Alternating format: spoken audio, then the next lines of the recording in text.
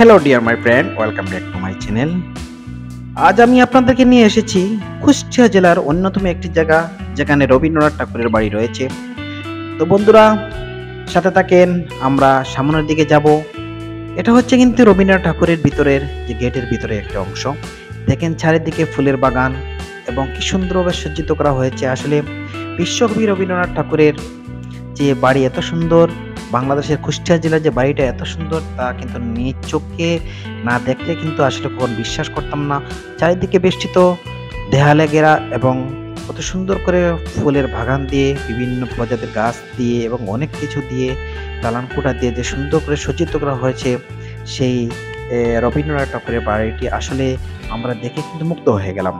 আসলে সিলেট থেকে এসে এ লালন ফকিরের মাজার থেকে তারপরে চলে আসলাম সোজা আমরা কুষ্টিয়া সেই অন্যতম বিখ্যাত কবি বিশ্বকবি রবীন্দ্রনাথ ঠাকুরের বাড়িতে।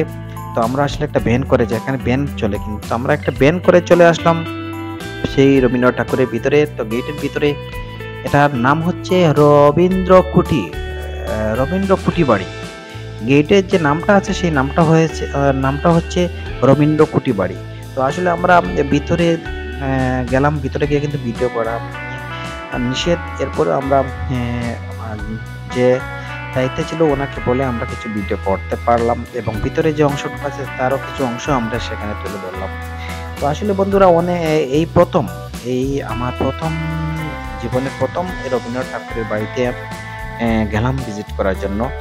তো ভিডিওটা করলাম যাতে আমার বন্ধু বান্ধব যারা আছেন এবং ভিউয়ার যারা আছেন তাদেরকে উপহার দেওয়ার জন্য, সামান্য উপহার।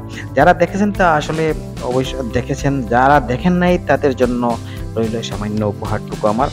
তো আসলে বন্ধুরা এই যে রবীন্দ্রনাথ ঠাকুরের বাড়িতে আপনারা যখনই সময় পাবেন, যদি সাধ্য হয়, আসলে কিন্তু বিভিন্ন জায়গায় বেড়াবেন, বিভিন্ন কিছু দেখবেন, বিভিন্ন উল্লেখযোগ্য জিনিস দেখলে কিন্তু আপনার মনটা প্রাণটা পড়ে যাবে কিন্তু আপনার। তো আসলে এভাবে কিন্তু মানুষকে বেড়াতে গেলে কিন্তু মানুষের মন উৎফুল্ল হয়, আনন্দে ভরে যায়। তো অনেক ফ্রেশ হয়। যদি মন আপনার কোনো কারণে তিক্ত হয়ে যায় ঘরে বসে বসে, তাহলে কিন্তু আপনি কখনো কোথাও বেড়াবেন, বিভিন্ন স্পট দেখবেন, তাহলে কিন্তু মনটা ভালো হয়ে যাবে। তো এই রবীন্দ্র কুটির বাড়ির ভিতরের অংশটা আমরা আপনাদেরকে দেখানোর চেষ্টা করব, আপনার সাথে থাকবেন। ঠিক আছে? তো এটা হচ্ছে মানে বাইরের যে অংশটুকু, গেটের ভিতরে বাইরের ভিতরে দেয়ালের ভিতরে যে অংশটুকু সেটা কিন্তু আমি আপনাদেরকে এই ভিডিওতে তুলে ধরলাম। অন্য ভিডিওতে আমি কিন্তু ভিতরের সম্পূর্ণ অংশটা কিন্তু তুলে ধরবো। সেই পর্যন্ত যেন আপনারা সাথে থাকবেন সেই অনুরোধ করি আপনাদের, এবং ভিডিওটা দেখার পরে লাইক কমেন্ট শেয়ার করে জানাবেন, অন্যদেরকে দেখার সুযোগ করে দেবেন। আসসালামু আলাইকুম।